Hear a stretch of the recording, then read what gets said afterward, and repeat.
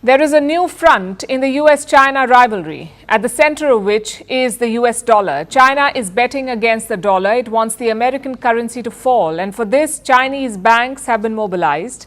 They've been working on this mission since last year, apparently. They're making bets against the US dollar, and they have poured more than $100 billion into these bets. That's right. Chinese banks have bet more than $100 billion on the US currency to fall.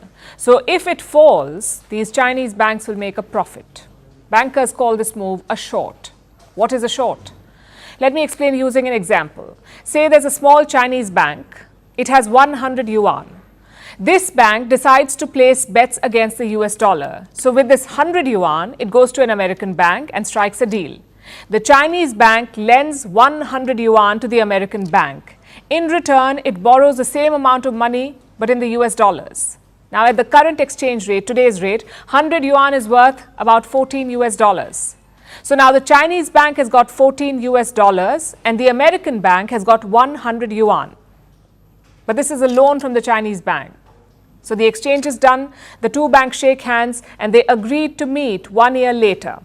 In this period, in this 1 year, the value of the dollar can go up or down.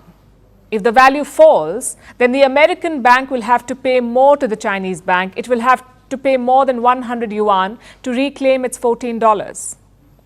So when the two meet again after 1 year, the Chinese bank will check the exchange rate. It will calculate the difference, and if the dollar has fallen, then the American bank will have to pay more. This, in a nutshell, is shorting.